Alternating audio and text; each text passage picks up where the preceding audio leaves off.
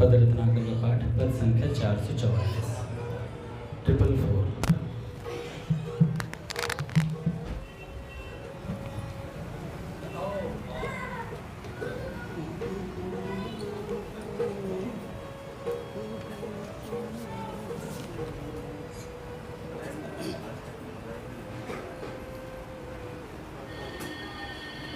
बरजी मैं काहू की ना रहूं, बरजी मैं काहू की ना रहूं, बरजी मैं काहू की ना रहूं, बरजी मैं काहू की ना रहूं। जाते सुखी होए जीवन धन, जाते सुखी होए जीवन धन, जाते सुखी होए जीवन धन, जाते सुखी होए जीवन धन, सोई पंथ रहूं, जाते सुखी होए जीवन धन, सोई पंथ कहूँ, बरजी मैं काहू की ना रहूं, बरजी मैं काहू की ना रहूं। कीरति जस सब न से अबही मैं घोर कलंक लहूं, कीरति जस सब न से अबही मैं घोर कलंक लहूं, कीरति जस सब न से अबही मैं घोर कलंक लहूं, कीरति जस सब न से अबही मैं घोर कलंक लहूं। सगरो मान जाय मन प्रमुदित, सगरो मान जाय मन प्रमुदित, मैं अपमान सहूं, सगरो मान जाय मन प्रमुदित, मैं अपमान सहूं, बरजी मैं काहू की ना रहूं, बरजी मैं काहू की ना रहूं। मन की बात मन में राखूं, काहू ते ना कहूं, मन की बात में राखूं, काहू ते ना कहूं।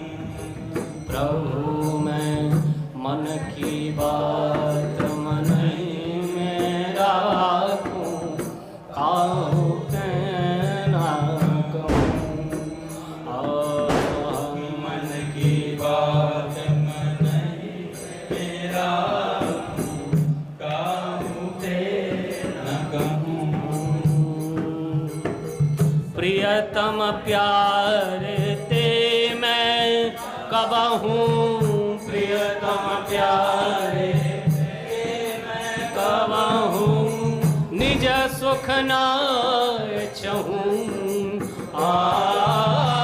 प्रियतम प्यारे मैं कबहूं, निज सुख ना चाहूं, बरजी मैं काहू की ना रहूं, बरजी मैं काहू की ना रहूं।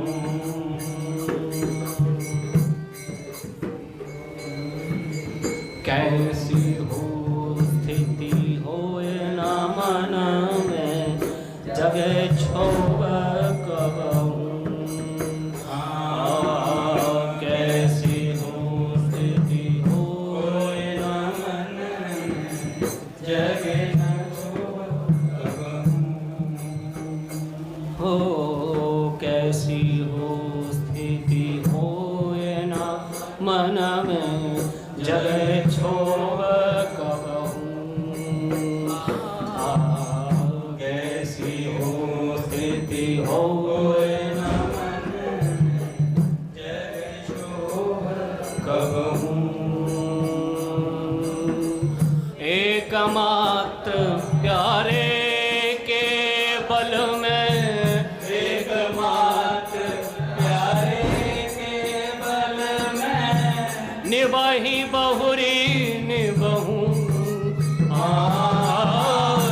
एकमात्र प्यारे के बल में निभाही बहुरी निबहू। बरजी में काहू की न रहूं, बरजी में काहू की न रहूं।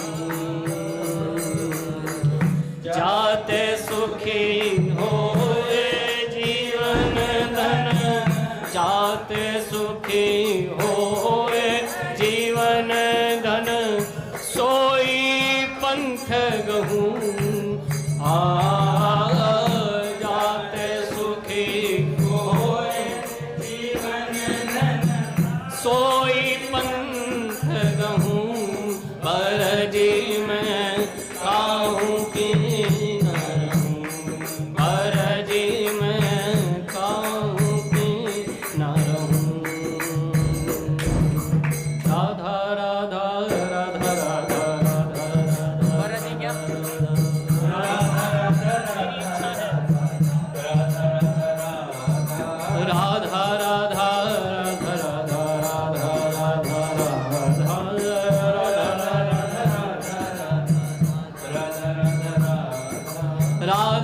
राधा राधा राधा राधा राधा राधा राधा राधा राधा राधा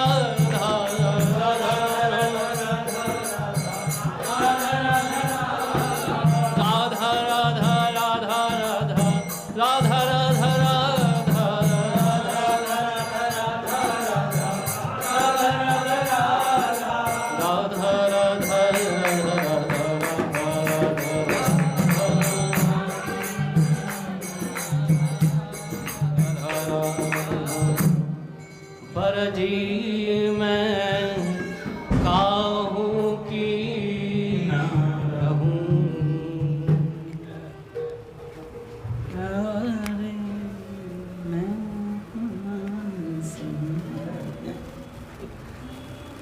बोले भक्तवत्सल भगवान की जय। पूज्य श्री भाई जी महाराज की जय। पूज्य श्री राधा बाबा की जय। पूज्य मैया की जय। अपने प्यारे भैया की जय। पूज्य दादा की जय। भक्तवत्सल भगवान की जय।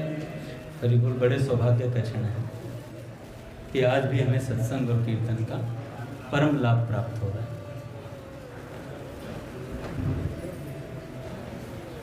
पहले सेठ जी के प्रवचन की कुछ बातें, फिर एक भक्त चरित्र।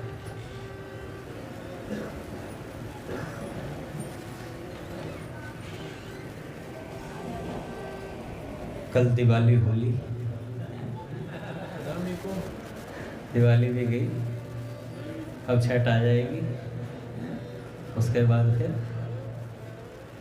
कुछ नहीं बचा, सब रेड वाला ऐसे ही। आज सुबह याद कर रहा था, बाबा वो भैया गाते थे पहले बहुत, चल जात मना दिन छिना ही छिना, रघुवीर बिना सब व्यर्थ गवाए। कि दिन जाए जा रहे हैं फटाफट, होली दिवाली फिर होली फिर दिवाली, ऐसे जाते जाते साल दर साल बीतते जा रहे हैं। आज 2006 से जब से अपना मिशन बना है, आज 2024 हो गया। 2024 और 2026 में 20 साल हो जाएंगे। 18 साल हो गया। धीरे धीरे उम्र दराज हो रहे हैं व्यक्ति। 20 साल पहले जो 20 के थे वो 40 के हो गए, जो पैदा हुए थे वो 20 के हो गए, जो 40 के हैं वो 60 के हो गए। तो धीरे धीरे उम्र तो निकल रही है। पूज्य भैया कहते हैं उससे पहले पहले जीवन के रहते रहते हमें एक काम करना है, बहुत ज़रूरी काम। जिस ज़रूरी काम के लिए मनुष्य शरीर मिला था, उस मनुष्य शरीर से जिस परमात्मा ने ये मनुष्य शरीर दिया, उस परमात्मा का साक्षात्कार करना है। अगर वो काम कर लिया तो सब कर लिया, अगर वो नहीं किया तो फिर कुछ नहीं किया। ऐसा संतों और महात्माओं का कहना है। ये बात हम नित्य सुनते हैं और नित्य मन उसे इग्नोर कर देता है। अरे अभी तो बहुत दिन, कोई मेरी उम्र ही क्या है, अभी तो मैं 100 तक जीऊँगा। ऐसा निश्चय कर करके हम बैठे हैं, निश्चय करके। बाकी काल व्याल मुख ग्रास है, ऐसा ही कुछ है काका, ऐसा ही। तो काल के मुख में बैठे हुए हैं, प्लानिंग बहुत लंबी है। तो सेठ जी कहते हैं भैया,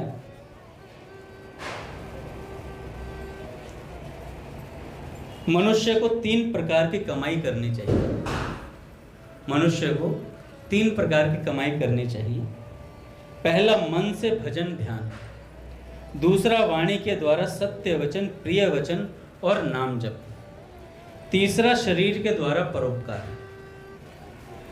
ये बातें खूब काम की हैं। जो काम में लाए उनकी आत्मा का उद्धार शीघ्र हो जाएगा। सारे शास्त्रों का निचोड़ है ये बातें, सब बातों का सार है। मनुष्य को सहनशील बनना चाहिए। भारी से भारी आपत्तियों को हर्ष के साथ सहना चाहिए। संकट सहने से मनुष्य धैर्यवान होता है। सेठ जी कहते हैं, कल एक बात बताई थी, समय किस तरह बिताना चाहिए। सेठ जी ये प्रवचन ऋषिकेश में दे रहे थे, स्वर्ग आश्रम। कहते हैं इस ऋषिकेश के इस दृश्य को याद कर लो, इस दृश्य को याद कर लो और भगवान से कहो, हे प्रभु, हे दीनबंधु, आपकी प्रेम भक्ति में इस तरह समय बिताने के लिए दिन फिर कहाँ मिलेंगे, फिर दोबारा ये दिन नहीं मिलेंगे। और दूसरा, सेठ जी ने कहा, सत्संग में सुनी हुई बातों, गीता इत्यादि का मनन निधिध्यासन करना चाहिए और उनमें मन लगाकर समय बिताना चाहिए। जिनके पास सत्संग की लिखी हुई बातें हों, उनके अनुसार मनन करें, एकांत में चिंतन करें, फिर उन बातों को काम में लाएं। उन बातों को सब प्रकार से समझ लें और काम में लाने वाली नहीं हो वह छोड़ दें। युक्ति संगत जचे, उनको काम में लेने के लिए कटिबद्ध हो जाना चाहिए। इन सब बातों का प्रत्यक्ष फल मिलेगा भैया। परमात्मा का दर्शन होगा, उनकी प्राप्ति होगी। जिनको आज परमात्मा कोसों दूर दिखते हैं, उन्हीं पुरुषों को वह भगवान रोम रोम में और पत्ते पत्ते में दिखने लग जाएगा। पत्ते पत्ते में दिखने लग जाएगा। संसार दुखमय के बदले आनंदमय हो जाएगा। भगवत स्वरूप में निष्ठा वाली परम शांति प्राप्त होगी। चारों ओर आपको शांति महसूस होगी। भैया, समय की कीमत हम जानते नहीं हैं। समय की कीमत हम जान जाएंगे तो तुरंत वैराग्य हो जाएगा। देवताओं के समय का इतना मूल्य नहीं है जितना मनुष्य के समय का मूल्य है। ऐसा साधन प्राप्त होने पर भी मुक्ति का साधन ना करे, कोई भजन ना करे, इतना सुंदर समय मिलने पर भी। तुम रामचरितमानस में गोस्वामी जी कहते हैं, सो परत्र दुख पावई, सिर धुनि धुनि पछताई, काल ही कर्म ही ईश्वर ही, मिथ्या दोष लगाई। फिर हम दोष लगाते हैं भैया। मनुष्य का जन्म पाकर भलाई लेकर ही जाएं, बुराई लेकर नहीं जानी चाहिए। अपने साथ बुराई करने वालों को भी, उनकी भी भलाई ही करें। सबसे बढ़कर बात यह है कि समय को उत्तरोत्तर मूल्यवान बनाना चाहिए। जो समय का मूल्य जान गया उसका तो कल्याण हुआ पड़ा है, उसका तो कल्याण हुआ पड़ा है। परमात्मा की प्राप्ति मनुष्य जन्म में एक क्षण में हो सकती है। जिस काल में परमात्मा मिले वह क्षण कैसा है, वह दशा अभी हो जाए तो परमात्मा अभी मिल जाए। जिस क्षण में भगवान मिलते हैं, अगर वो क्षण अभी हो जाए तो परमात्मा अभी मिल जाए। वह क्षण जबरदस्ती भी आ सकता है, वह क्षण समय पर तो आता ही है। किसी क्षण नाम उच्चारण करते करते वह प्रेम जागृत हो जाए तो उसी क्षण परमात्मा मिल जाए। वह प्रेम परमात्मा की दया से ही आता है।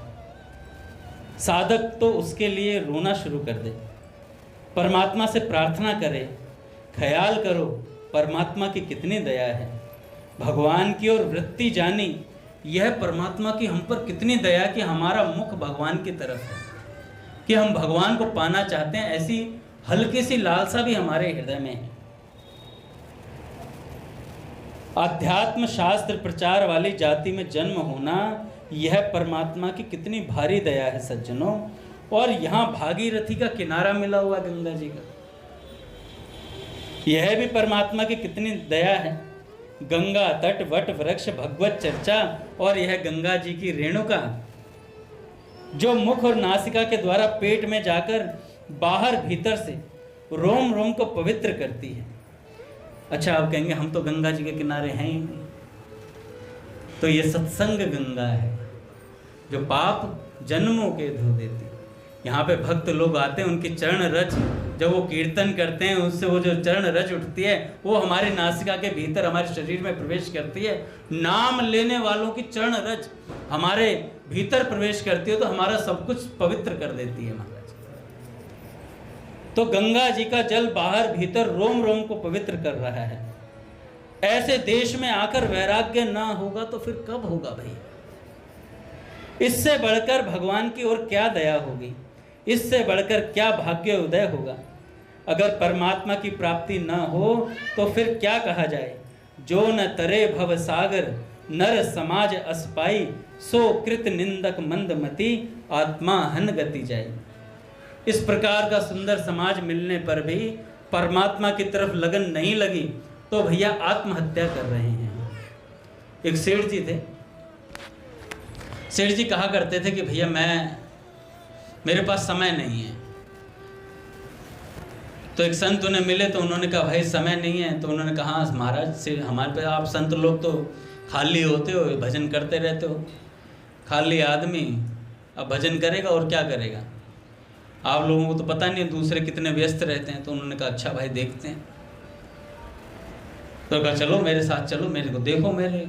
तो देखा तो दिनचर्या में सेठ जी पे वाकई में बहुत कम समय होता था। सेठ जी बही खातों में लगे रहते दबादब। तो उन्होंने कहा कि भाई संत तो युक्ति का भंडार होते हैं, संतों के पास युक्तियाँ होती हैं।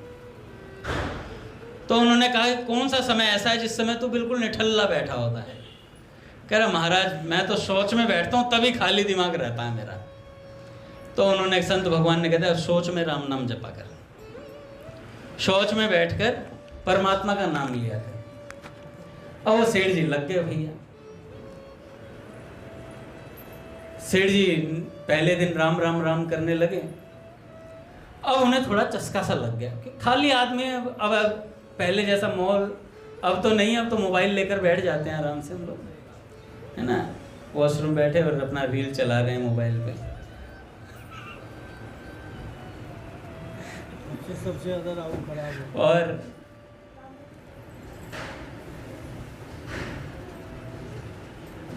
जीवन की रील खराब हो रही होती है।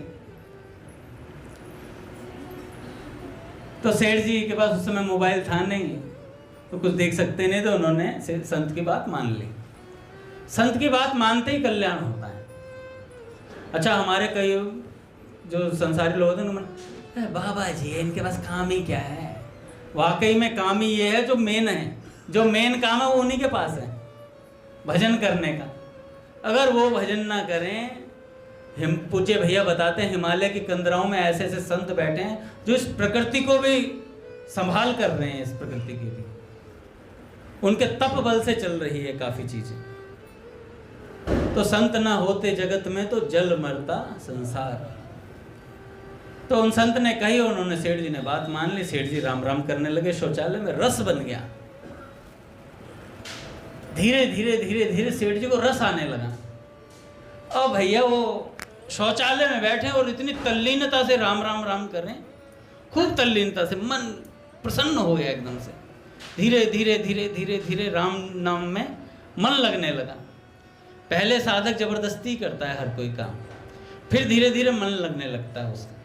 पहले दिन ऑफिस गए थे, मन नहीं लगा होगा, यार दोस्त नहीं बने होंगे, है ना, 2-4 महीना थोड़ा बोरियत से, फिर उसके बाद तो मन लगने लगता है अपने आप, दोस्ती यारी हो जाती है।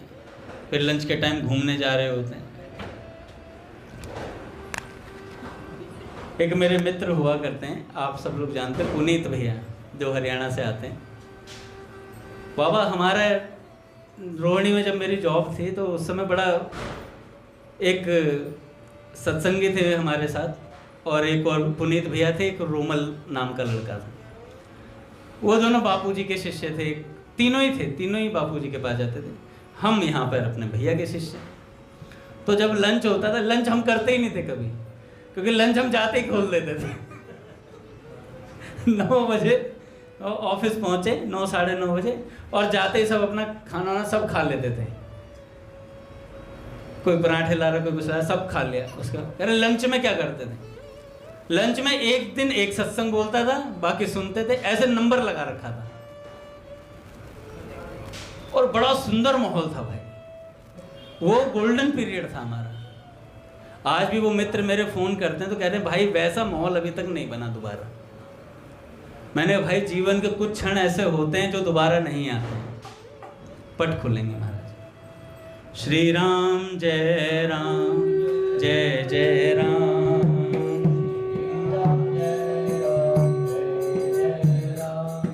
श्री राम जय राम, जय जय राम,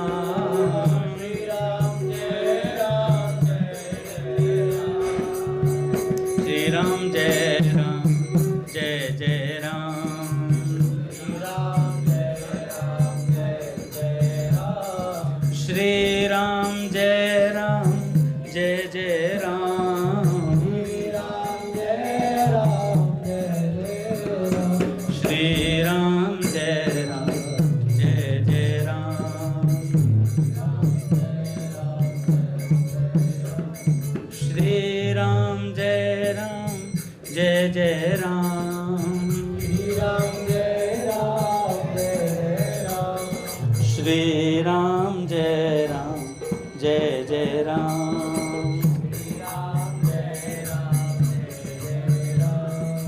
बोलिए राधा माधव सरकार की जय। बोले गुरुदेव भगवान की जय। तो वो जो समय था महादेवा, इतना सुंदर समय था कि लंच का समय हमारा उसी में बीतता था। लगभग आधा पौना घंटा नित्य सत्संग होता है लंच के समय। और इतनी विलक्षण विलक्षण बातें, सब अपने अपने साधन की बात बताते थे। कोई जो बापूजी के सत्संग में सुन के आता, वो बापूजी की बातें बड़े अच्छे से, मैं भैया से सुन के जाता था, वो रट के जाता था घर से, क्योंकि उस समय इतनी परिपक्वता थी नहीं कि कुछ याद रह जाता। तो घर से याद करके जाता था कि आज मेरा सत्संग है, आज मैं सुनाऊंगा तो मेरे को याद रहेगा। तो बड़ा सुंदर माहौल था। एक तो एक हनुमान जी का भक्त था उनमें से, ये 2 राम जी के थे। बाबा हम मेट्रो से उतरते थे, मेट्रो से जब उतरते पैदल जा कर के बीच में एक रोहिणी में सेक्टर 10 में, उससे पहले एक राम जी का मंदिर पड़ता, उसमें सीता राम जी विराजमान है केवल।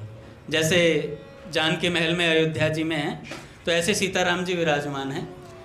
तो मैं उसमें जाकर के वो करता था, श्री रामचंद्र कृपालु भजमन हरण भव भय दारुणम, नित्य पाठ करता था उसका। सुबह जाता फटाफट यहाँ से, कई बार तो मैं उतरना रोहिणी होता था, नींद इतनी आती होती थी रिठाला उतरता था जाकर, फिर वहाँ से वापस आते। और पैदल चलने का था कि भाई पैदल ही पहुँचते थे, फिर 10 रुपये लगते थे, उस समय सैलरी इतनी थी नहीं, कि रिक्शा में बैठ के जाएं।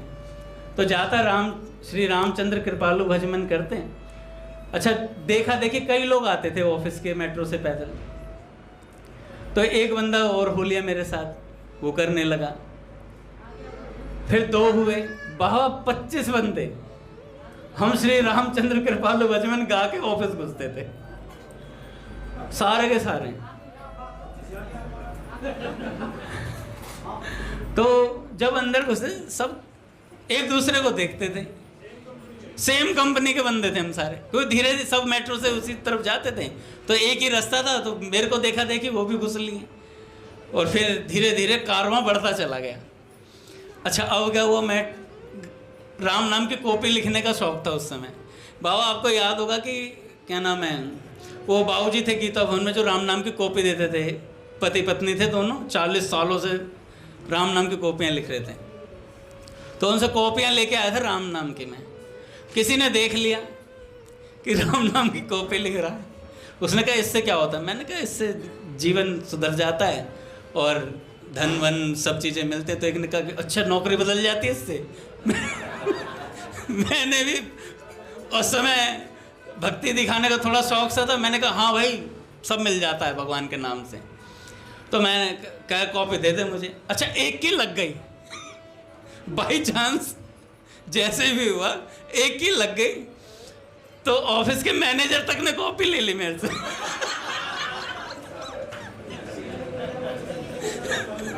अब भाई ऑफिस में सुबह सब 15-20 मिनट पहले आए और धड़ाधड़ राम नाम लिखे।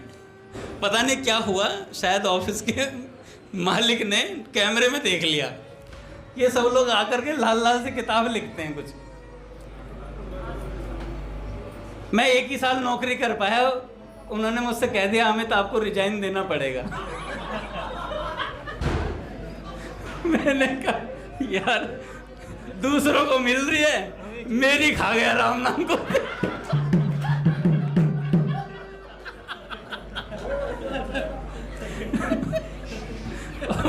उन्होंने फरमान दे दिया, कह रहे भाई 31 मार्च 2012 आपका लास्ट है इस ऑफिस में। मैंने कहा ठीक है प्रभु। अच्छा, मुझे वाटिका भी जाना था 2012 4 अप्रैल को। मैंने कहा ठीक है, बढ़िया हो गया, वाटिका जाने का बंदोबस्त हो गया। सैलरी आ जाएगी 31 को, दूसरी ढूंढेंगे फिर नौकरी। तो ऐसी ललक लगी वहाँ से फिर समझ में आया। फिर बाबा 27 मई को मेरा इंटरव्यू हुआ यहाँ पर। भाई जी का लॉकेट उस दिन बता ही रहे थे रघुनाथ जी, भाई जी का लॉकेट देखा, उन्होंने नौकरी दे दी। आज तक वो नौकरी चल ही रही है और ये चलेगी जब तक वो निकालेंगे नहीं मुझे। तो बात कहने की मैं ये बता रहा था कि हम जैसा माहौल चाहते हैं ना वैसा बन जाता है। ये भगवान का नाम कल्याण करता है भैया। आज भी वो लोग याद करते हैं कि वो सत्संग कितना अनमोल था जो हमने लगातार 1 साल तक आधे घंटे पौने घंटे किया था। जब भी फोन आता है कि भाई वो दिन याद आते हैं, तो ऐसे ही ये दिन हमें याद आएंगे, वाकई में याद आएंगे। जब हम वृद्ध हो जाएंगे ना, बूढ़े बूढ़े हो जाएंगे, तब हमें याद आया करेगा भैया ऐसे ऐसे दिन हुआ करते थे, हम सत्संग सुना करते थे, ऐसे संत थे, रघुनाथ जी, ये वो पता नहीं कितने कितने भक्त हुआ। सब धीरे धीरे कारवां उठता है भैया। थोड़े होते हैं सुख के दिन, है नियम सदा का हे प्रियतम, वह उजड़ गया वन थी जिसमें बहती रस की धारा प्रियतम। तो भैया समय निकालना चाहिए भगवान के नाम के लिए। सेठ जी ने समय निकाला, शौचालय में बैठ करके राम नाम जपने लगे। इधर क्या हुआ, एक दिन हनुमान जी जा रहे थे ऊपर से। हनुमान जी जब ऊपर से जा रहे हैं तो उनके रडार में राम नाम की ध्वनि आई गूगल मैप के अंदर। उन्होंने नोटिस किया किधर से आ रही है, तो कहा कि धरती पर कोई राम नाम जप रहा है। तो हनुमान जी महाराज अपनी गति से वहाँ पहुँचे, धीरे धीरे सेठ जी के मकान के सामने पहुँचे। आ तो इसी मकान से रही है ध्वनि राम नाम। भीतर गए तो भीतर जाके ढूंढने लगे, तो शौचालय के सामने पहुँच गए। हनुमान जी कह रहे कौन बदतमीज है, मेरे राम जी का नाम शौचालय में ले रहा है। और वो तल्लीन था व्यक्ति। अच्छा, ये घटना किसने सुनाई? ये पूज्य श्री गणेश दास भक्तमाली जी महाराज ने सुनाई। तो वो शौचालय में बैठे हुए थे। शौचालय में जब बैठे हुए तो हनुमान जी पीछे को एक किक मारी घुमा के। अच्छा, हनुमान जी की लात कोई सहन कर सकता है क्या? किसी में दम नहीं है। हनुमान जी फूंक मार दे। वो कौन था, एक वाक्य था ना जिसमें थपड़म थपड़ा हुई थी किसी के साथ, रावण के साथ हुई थी। एक थप्पड़ मारा तो बेहोश हो गया था। वो तो जान से नहीं मारा था, उन्हें पता था राम जी खत्म करेंगे, तो इसलिए फुल फोर्स नहीं लगाई थी। तो इतना अच्छा जामवंत जी, हनुमान जी उस दिन बता रहे थे कि जामवंत जी को मिला नहीं तो उनकी भीतर की कसक रह गई थी। तो ठाकुर जी ने फिर 17-18 दिन खूब अच्छे से उनकी हड्डियां ढीली कर दी पूरी। थक गए, कह रहे कि यार इतना बलवान कौन हो सकता है।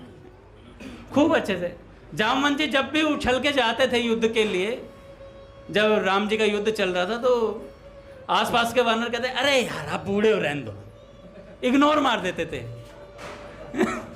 आप रहने दो, आप रहने दो। अरे इग्नोर मत करो, मैं बहुत बल से, अरे चल गुरुजी हम देख लेंगे। अच्छा कहते तो गुरुजी, पर मतलब कहते तुम रहने ही दो। तो जामवंत जी भी मनी मन सोचते थे बताऊंगा तुम्हें। तो भैया हनुमान जी ने लात मारी और महाराज वो धड़ाम से गिरा। हनुमान जी लात मार के चले गए और 2-3 बातें सुनाई। भाई राम जी का नाम ऐसे नहीं लेना चाहिए, इस तरीके से तुम्हें तमीज नहीं है। 2-4 बातें बोली। हनुमान जी अपना राम जी के पास पहुंचे साकेत धाम, और वहां पर राम जी ने कहा कि पुत्र हनुमान आज हमारी कमर दबाओ थोड़ा। और जैसे ही कमर दबाने लगे तो राम जी की कमर में दर्द हुआ। राम जी ने आह करी तो हनुमान जी ने कहा महाराज क्या हो गया? कह रहे किसी अपने ने ही घाव दिया है।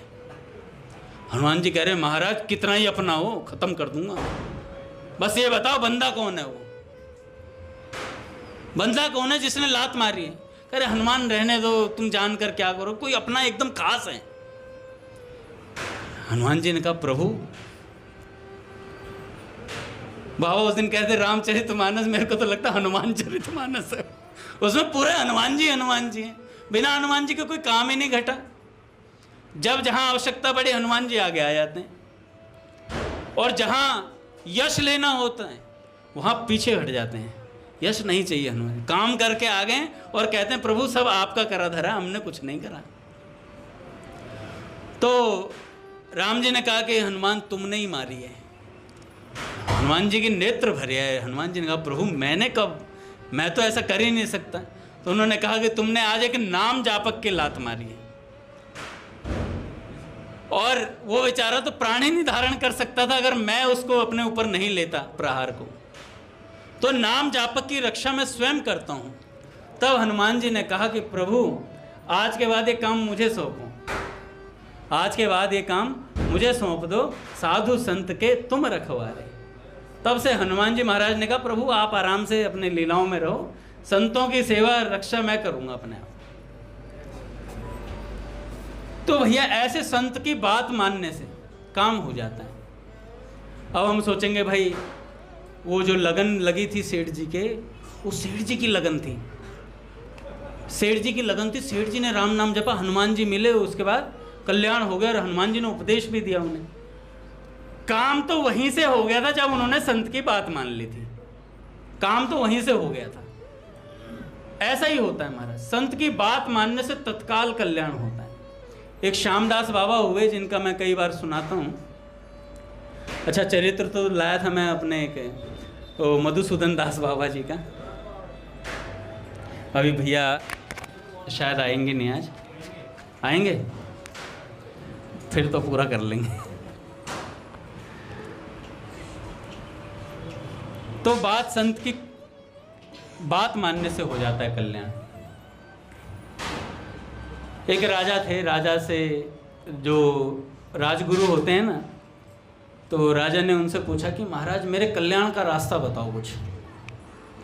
तो राजा ने कहा, उन्होंने राजगुरु जी ने कहा कि भैया नाम जपा करो। उन्होंने कहा महाराज राजा हूँ, इतना समय कहाँ मिलता है, इतना समय कहाँ है मेरे पास, सांस लेने की फुर्सत नहीं है।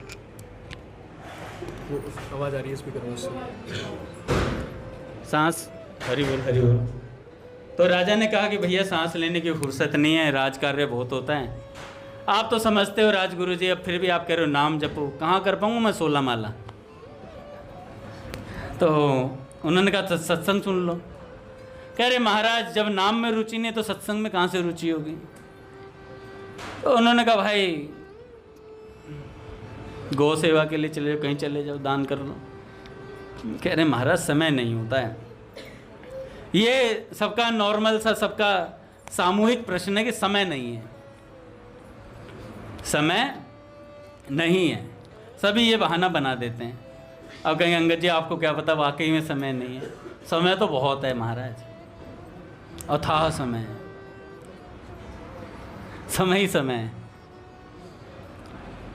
जब हम अपने सांसारिक कार्यों के लिए समय निकाल सकते हैं तो भगवान जो सबसे आवश्यक है हमारे जीवन में उनके लिए समय निकल सकता है। तो राजा ने कहा कि भाई मेरे पास तो समय नहीं है। तो राजगुरु जी ने कहा कि तुम ऐसा करो, प्रसाद लेते हो? कह रहे हाँ महाराज प्रसाद तो लेता हूँ, बढ़िया। उन्होंने कहा उसके बाद कहाँ जाते हो आप? कह रहे मैं टहलने जाता हूँ छत पर। कह रहे टहलने जाते हो ना, तो वहीं पर जाओ तो गेहूं के कुछ दाने ले जाना और उन दानों को छत पर कबूतरों को खिलाना। अगले दिन से महाराज वो राजा 2 समय भोजन करता था, दोनों समय अपना ऊपर जाता टहलने के लिए महल की छत पर, और दाने डालने शुरू कर दिए उसने। अच्छा धीरे धीरे आपने देखा होगा विवेक विहार की रेड लाइट पर लोग वहाँ दाने डालते हैं तो कबूतर वहाँ आ जाते हैं अपने आप ही। तो ऐसे ही राजा धीरे धीरे दाने डालने लगा। दाने डालते डालते राजा की जो छत थी महल की वो भरने लगी कबूतरों से। धीरे धीरे धीरे धीरे महाराज पूरा महल कबूतरों से भर गया। अब इतने बोरे के बोरे लेके आते अब राजा, पहले तो मुट्ठी भर के लाता, कट्टे मंगवाते सैनिकों से कि भाई बहुत कबूतर हो गए, खूब दान, उनको दाने डालते। ये उनके जीवन में एक पारमार्थिक कार्य ऐड हो गया। और महाराज एक दिन क्या हुआ, ऊपर से हंस का जोड़ा जा रहा था। जब हंस का जोड़ा जा रहा था उन्होंने देखा कि हमारी प्रजाति के इतने सारे पक्षी एक साथ एक जगह, बड़ी विलक्षण बात है। हंसों ने जा करके वहाँ पर कबूतरों के बीच में उतर गए। उन्होंने देखा वाह क्या बात है, कितने सारे कबूतर, और राजा दाने डाल रहे हैं। तो हंस जब मध्य में बैठे तो महाराज राजा ने देखा कबूतरों से विलक्षण नजर आ रहे थे वो दोनों। तो राजा दौड़ता हुआ अपने राजगुरु के पास गया और कहने लगा महाराज आज तो 2 बड़े विलक्षण पक्षी आए हैं। जब लेकर के गए तो राजगुरु ने कहा कि महाराज ये तो हंस हैं, ये तो हंस हैं। और उन्होंने कहा वाकई मैं कैसे यकीन करूं भैया। उन्होंने कहा कि नीर छीर का विवेक होता है इनमें, तो आप करके देख सकते हैं। महाराज राजा ने परीक्षा ली और उसके बाद वाकई में वो हंस थे। तो राजगुरु ने कहा कि समझ में आई बात राजन? तो उन्होंने कहा महाराज क्या? तो राजगुरु ने कहा कि देखो आज तुमने एक छोटा सा नियम लिया था दाने डालने का, छोटा सा नियम लिया था, तो इतने सारे पक्षी इकट्ठे हुए, सबको तुम नित्य दाना डालते थे। तो आज उसके फल से तुम्हारे महल की छत पर हंस आ गए हैं। अगर तुम संत की एक बात मानकर कोई साधना का नियम ले लोगे तो निश्चित कहता हूं एक दिन तुम्हारे द्वार पर परमहंस भी आ जाएंगे। इतनी अच्छी बात लगी। मैंने कहा भाई देखो संतों की बात निराली होती है। हैं आज प्रहलाद जी गा रहे थे कि मेरो मन लगो बरसाने में जहाँ बेराजे राधा रानी, मेरो मन लगो बरसाने में जहाँ बेराजे राधा रानी, मन हटो दुनियादारी से,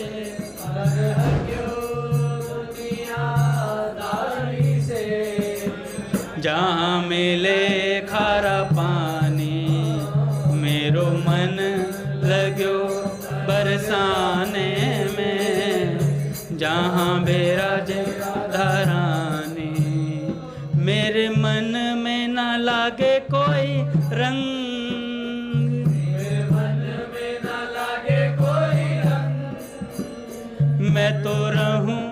संतन के संग,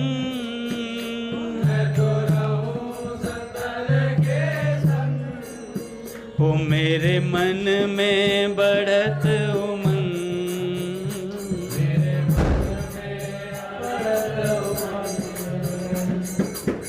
जहाँ विराजे राधा रानी, मेरो मन लाग्यो बरसाने में, जहाँ विराजे राधा रानी। तो भैया संतों की बात मानने से सहज वैराग्य की तरफ वृत्ति जाती है। संतों का कहा हम मान लें, नित्य प्रार्थना करें भगवान से कि प्रभु संसार का रंग मुझे ना लगे कभी भी, मैं सदा संतों के संग रहूं। संतों के संग रहने के कई उपाय हैं। आप निरंतर नाम जप कीजिए, आपके पास संत आते रहेंगे। निरंतर सत्संग सुनिए, निरंतर संतों का जमावड़ा रहेगा। स्वप्न भी संतों के आएंगे, स्वप्न भी संतों के आएंगे भैया। कभी हाँ भैया आते हैं, संतों की बात सुनकर सोते हैं। जब बाल कृष्णदास जी महाराज जी का चरित्र पढ़ रहा था तो महाराज जी का स्वप्न आता था, हैं?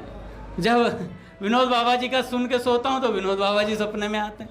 सब संत ऐसे ही रहते हैं महाराज, जिनका चिंतन करो। अच्छा, ये मेरी बात नहीं है कि मैं आप कहोगे अंगद जी अपने अनुभव सुना, अनुभव है ही नहीं, ये तो एकदम खास बात है सेठ जी की। सेठ जी ने कहा भगवान का नाम रूप गुण लीला चिंतन सुन करके सोओगे तो वही आपके स्वप्न में आएगा। बाबूजी का नाम लेकर सो, बाबूजी आएंगे। बाबा का नाम लो, बाबा आएंगे। नहीं आएंगे तो बुला लाएंगे। रोज बाबा को पुकारो, बाबा आइए, बाबा आइए। तो भैया संत आते हैं, संत अपनी बातें भी बताते हैं। हमारे मंदिर में ऐसे साधक भी हैं भैया जिनसे संत बात करते हैं, संत बात करते हैं, क्योंकि वो पूज्य भैया आ गए महाराज।